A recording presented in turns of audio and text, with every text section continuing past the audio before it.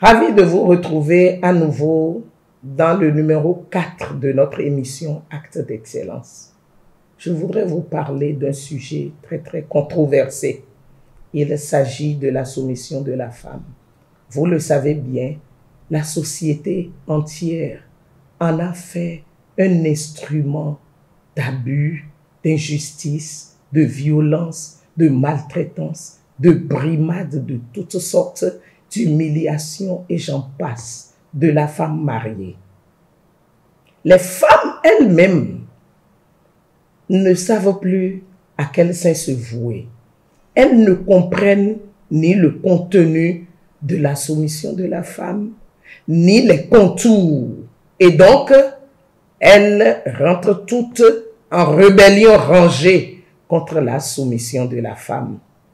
Est-ce que c'est ainsi que nous allons jouir du bonheur conjugal? Est-ce que c'est de cette façon que nous aurons ce que nous voulons? Nous sommes obligés d'aller à la Bible, d'aller sonder les Écritures. Nous n'allons pas lire les passages bibliques, mais je voudrais les recommander. Parce que à Actes d'Excellence, nous avons dit, c'est de susciter le déclic et le désir du changement. Donc, il y a un minimum de recherche que je nous invite à faire nous-mêmes. Alors, la soumission de la femme dans la pensée de Dieu n'était pas une affaire de quelqu'un domine l'autre, non. Puisque Dieu a créé l'homme et la femme égaux, il les aime également. Donc, du point de vue de la jouissance des droits humains, il y a dans la pensée de Dieu une égalité totale. Dieu est un Dieu d'équité. J'avance pour dire, Dieu est également un Dieu d'ordre et de méthode. Et c'est là justement où intervient le concept de la soumission. Donc, je veux démystifier le concept de la soumission de la femme pour dire autant nous nous soumettons ailleurs à une autorité quelconque en entreprise, en famille, dans le pays, dans le quartier, dans le département, dans la commune où nous sommes, autant il est important qu'on reconnaisse à celui qui est chef, responsable au premier plan, sa place. C'est de ça qu'il s'agit. Et en le faisant, la femme honore tout simplement son mari. Maintenant, la problématique de la soumission intervient lorsque les deux époux ne sont pas d'accord, lorsqu'il y a des divergences de point de vue. Je donne quelques exemples. Je ne veux pas que tu ailles à l'église. Je ne veux pas que tu fasses gris-gris. Ah, pourquoi est-ce que tu tombes enceinte encore alors que nous avons fini de faire les enfants? On avait dit 3 enfants. Et toi, on a fait 4e, maintenant c'est 5e enfant. Tu dois avorter. Avortement ou divorce. Ah, vraiment, écoute, si tu peux passer telle gamme de produits, tu seras un peu plus clair, ton teint va éclaircir un peu. Mais il a voulu noir. Maintenant, il veut qu'elle soit claire. Et l'oblige à se dépigmenter et même assure tout le financement des produits cosmétiques. Ah, je ne veux plus que tu travailles. Il faut que tu démissionnes et que tu t'occupes des enfants. Je ne veux plus que tel ami ou tel parent te fréquente. C'est comme ça que les hommes exercent leur autorité. Et c'est là où c'est difficile pour la femme. Elle n'est pas consultée. On lui impose des choses. Et elle est en difficulté, elle ne sait pas comment faire. Chère femme, je voudrais dire tout simplement que vous devez comprendre que la soumission de la femme est une grande puissance.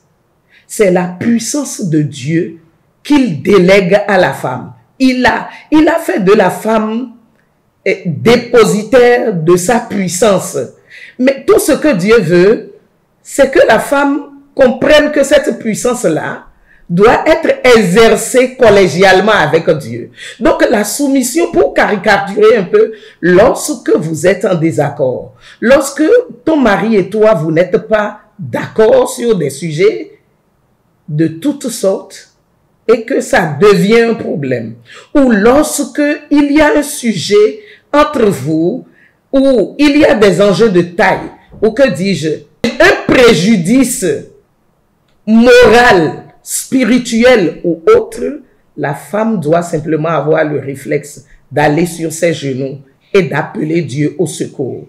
De dire, Papa Dieu, viens intervenir. Tu vois ce que le chef que tu as établi sur moi, tu vois ce qu'il est en train de dire. Je ne peux pas accepter. Ça va contre mes principes. Ça va contre mon éthique. Ça va contre...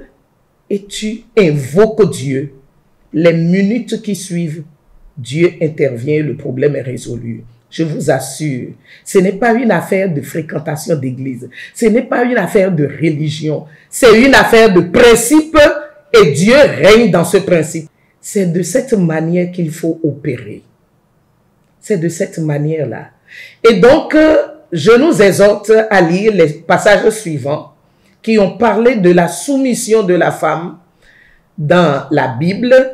Il y a 1 Pierre chapitre 3, du verset 1 au verset 6, 1 Corinthiens chapitre 11, le verset 3, Éphésiens chapitre 5, des versets 22 jusqu'au verset 33. Prenez ces passages bibliques-là et allez chercher la face de Dieu et vous comprendrez que la soumission de la femme est un puissant instrument de la puissance de Dieu, mais que Dieu veut que la femme exerce ensemble avec lui et pas seule. Et je voudrais dire aux hommes, quand Dieu a prescrit la soumission à la femme, il a prescrit à l'homme d'aimer sa femme comme lui-même, comme son propre corps.